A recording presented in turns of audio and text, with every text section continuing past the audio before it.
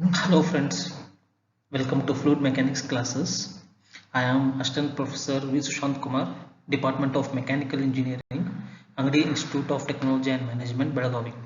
So today we are going to discuss on model analysis. So to prepare the slides, I have referred two textbooks. One is Fluid Mechanics by Yunus Sinjal and the next one is Fluid Mechanics and Hydraulic Machines by Dr. R.K. Bansal. In this video lecture, we are going to discuss about model analysis, similitudes and types. What is model analysis? It is an experimental method of finding solutions of complex flow problems. So non-dimensionalization of an equation by inspection is useful only when we know the equation to begin with. However, in many cases in real life engineering, the equations are either not known or too difficult to solve. Oftentimes, experimentation is the only method of obtaining reliable information. In most experiments, to save time and money, tests are performed on a geographically scaled model rather than on full-scale prototype. In such cases, care must be taken to properly scale the results. For predicting the performance of hydraulic structures or hydraulic machines, before actually constructing or manufacturing, models of the structure or machines are made and tests are performed on them to obtain the desired information. In the previous slide, we came across two new words. So one is model and second one is prototype. So what is model? Model is a small scale replica of actual structure or machine, and prototype is the actual structure or machine. We call it as prototype. Okay, so we have a structure. For example, there is a car here. Okay, we would like to know the movement of air as it moves with high speed. Okay, so either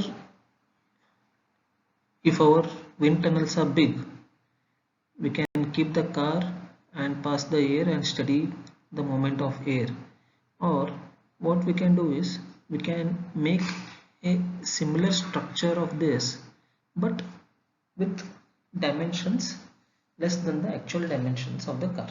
Okay, so this reduced dimension we call it as model. Okay, this model we are going to keep it in wind tunnel and pass the air over this model and study the effect of structure, so how the deflection of air takes place.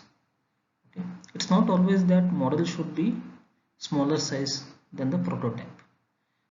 You come to the left sketch.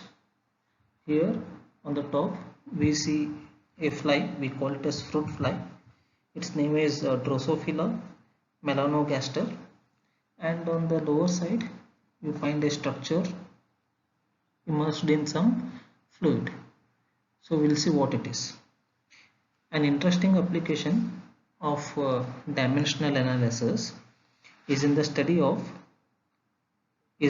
how insects fly. The small size and fast wing speed of an insect.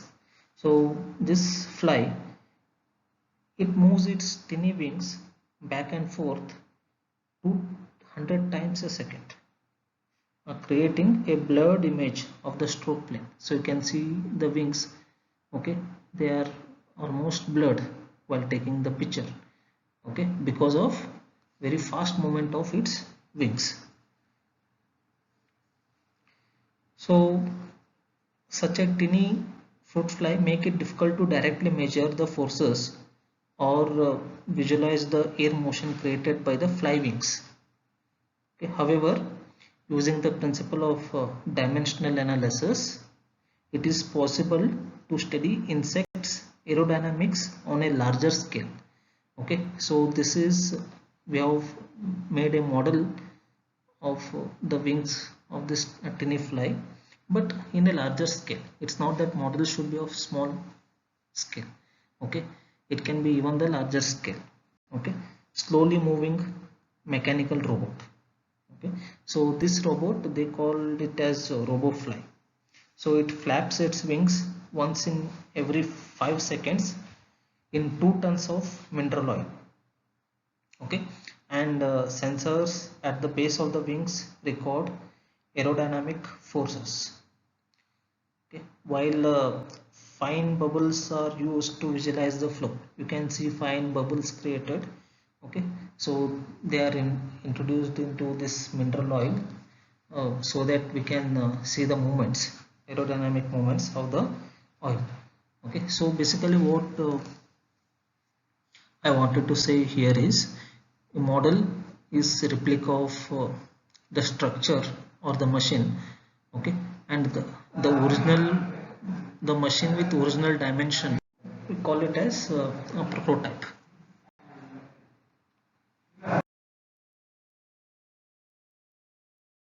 Previous slide I mentioned a word called wind tunnel. So this is how the wind tunnel looks like in a laboratory. Okay, we'll be having a fan here and we'll keep the models here. Okay, we keep the models here. When the fan rotates, when the fan rotates, the air is blown over the model and we can study the effects, aerodynamic effects. So here we'll be having glass so that we can have a visual look. So this model, it is not just reduced dimension. So this model has been scaled down with proper calculations and designs. So in the previous sketch you saw the wind tunnel in a laboratory, but wind tunnels can be as big as this. You can see the sketch here. You just see the size of the wind tunnel compared to the size of a man standing here. And in this sketch the wind tunnel is so big, they are fixing some model here for the analysis purpose. Okay, so basically wind tunnels can be a small and bigger one. They help us in conducting the experiments on the models and sometimes as well as on the prototypes. What are the advantages of dimensional and model analysis? So the first advantage is performance of hydraulic structure of machines can be easily predicted in advance from its models. So by conducting the experiment on models, we can easily predict the performance or the structures of the prototype or machine. Next advantage, with the help of dimensional analysis, a relationship between the variable influencing a flow problem in terms of dimensionless parameter is obtained. This relationship helps in conducting the tests on the model. Basically, he is telling us the advantage of dimensional analysis. By dimensional analysis, we can group the parameters and it will help us in reducing the number of conducting the experiments. And we can conduct the experiment on models and predict the results. And the next advantage is alternative designs can be predicted with the help of model testing, and most economical and safe designs can be adopted.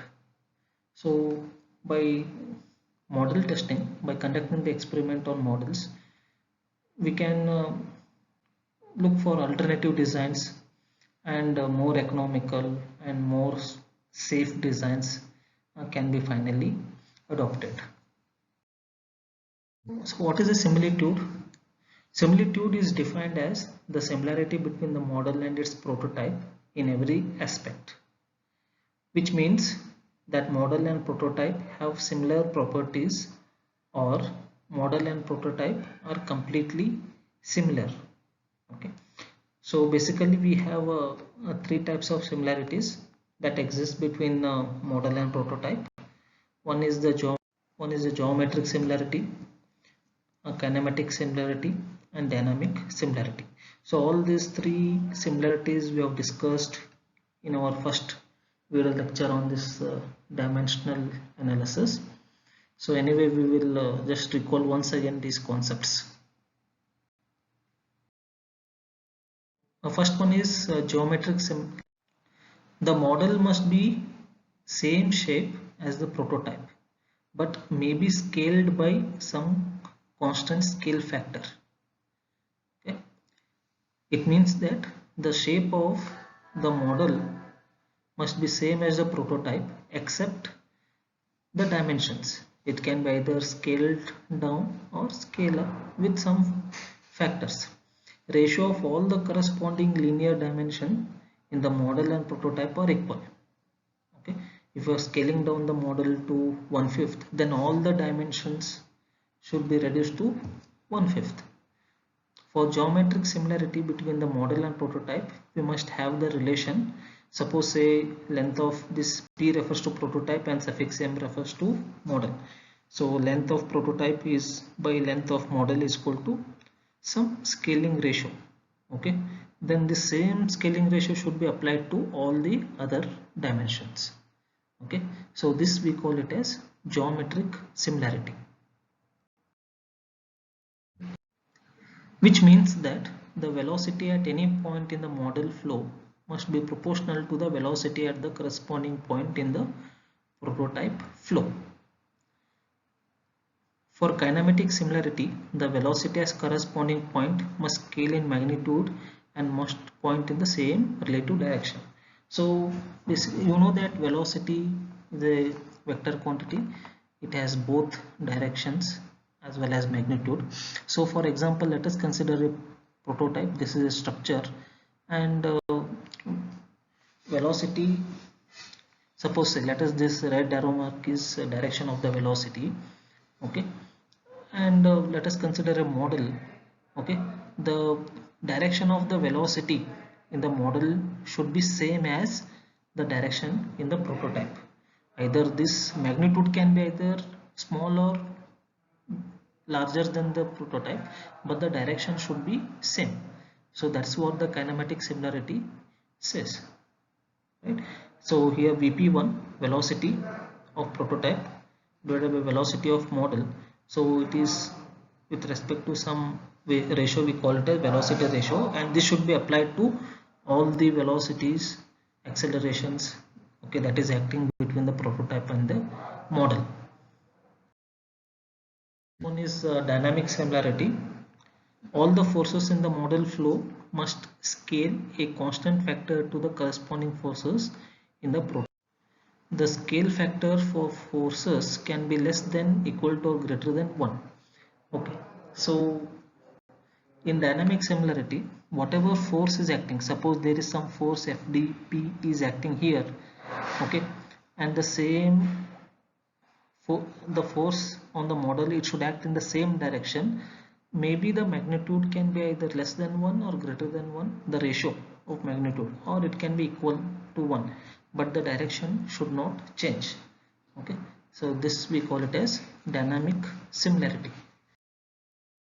When you are conducting experiment on a model, so all three similarity conditions must exist for complete similarity to be ensured.